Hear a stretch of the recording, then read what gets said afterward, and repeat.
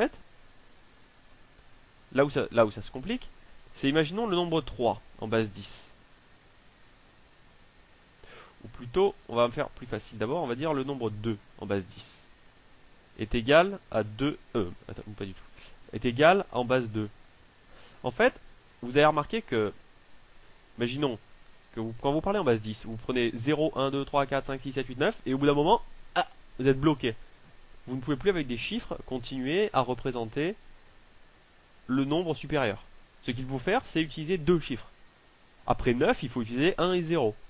D'accord? Ça vient tout naturellement, bien évidemment, mais c'est une réflexion qu'il faut avoir en binaire. Donc, en fait, ce qu'il faut faire, vous vous rendez compte qu'on ne peut pas utiliser un bit. Alors, un bit, qu'est-ce que c'est? Bien évidemment, un bit, c'est l'équivalent du chiffre dans un nombre. Ouais.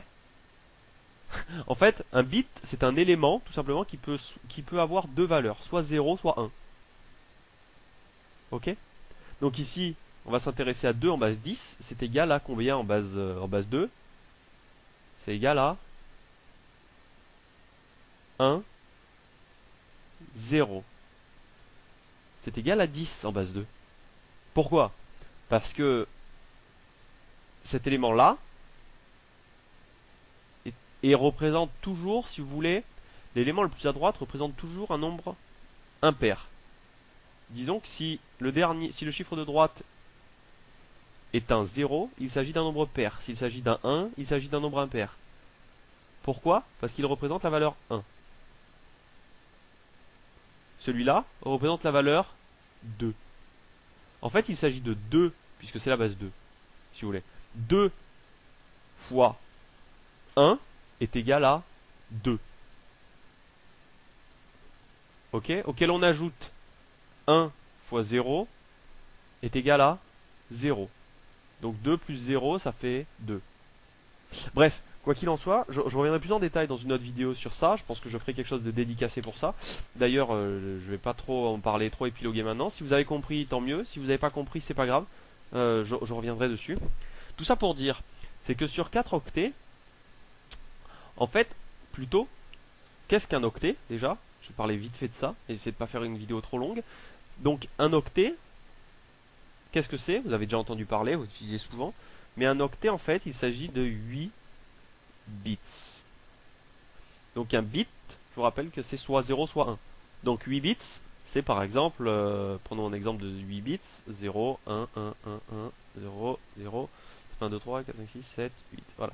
Ça, c'est un bit, par exemple. Pas du tout. C'est un octet, ça. Parce qu'il est composé de 8 bits. Ok? Donc, on dit que cet élément est composé de 4 octets. Donc, combien il y a de bits?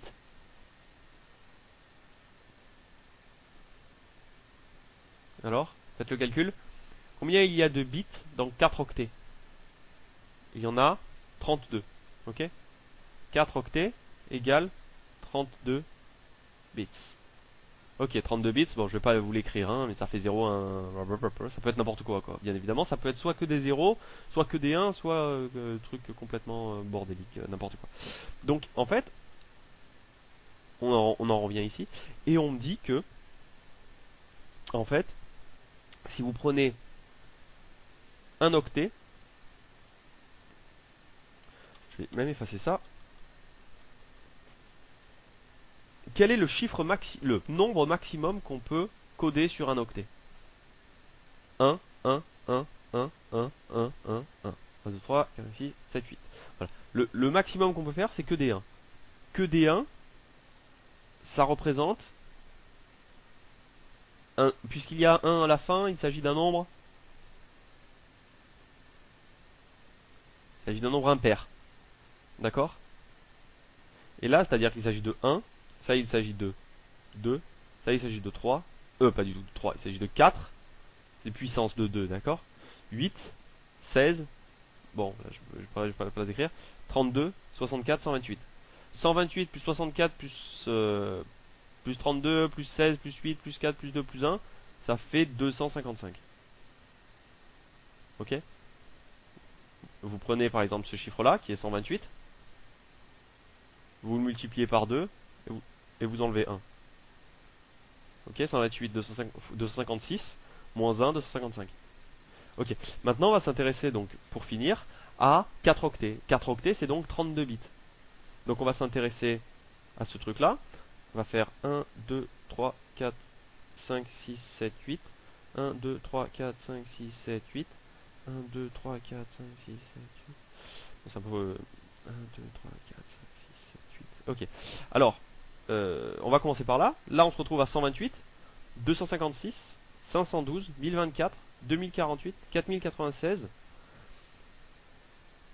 4096, 8000... 8000 et quelques. 16 000, 32 000, 64 000, 128 000, 256 000, 512 000, 1 million, 2 millions, 3, 4 millions, 8 millions, ouf, 8 millions, 16 millions, 32 millions, 64 millions, 128 millions, 256 millions, 512 millions, 1 milliard, 2 milliards. Alors, est-ce que je me suis planté dans mes calculs? Ça doit être carrément le cas. On va regarder ça. On va mettre ici 4, 3 milliards. J'ai dit 1, 2, 3, 4, 5, 6. 4 milliards. Il me dit, attention, c'est un message constant et unsigned only. Alors, premier truc important, c'est cet élément-là. Vous voyez que 4 milliards, il ne m'accepte pas. Là, je vais tenter avec 2. Ah, il a l'air d'accepter, tout à fait. Alors, je vais donc... oulala, ça c'est pas autorisé ça. Je vais mettre... imprimer cet entier. Pour voir si tout se passe bien, évidemment. Ah, 2 milliards passe très bien. Alors, pourquoi 2 milliards passe très bien et 4 milliards me donne cette erreur? Alors que pourtant ça n'a pas de sens, puisque je vous ai, suivant les calculs qu'on a fait, que j'ai fait là, vous avez compris ce que j'ai fait? C'est-à-dire sur 4 octets, jusqu'à combien je peux aller. Ok? Pourtant, là, il ne m'accepte pas. Pourquoi? Je vais vous donner la réponse pourquoi. Alors, si vous avez une idée, tant mieux. Parce qu'en fait, je vous ai dit qu'un entier pouvait très bien être négatif. Qu'est-ce que ça veut dire? Ça veut dire qu'en fait, si vous prenez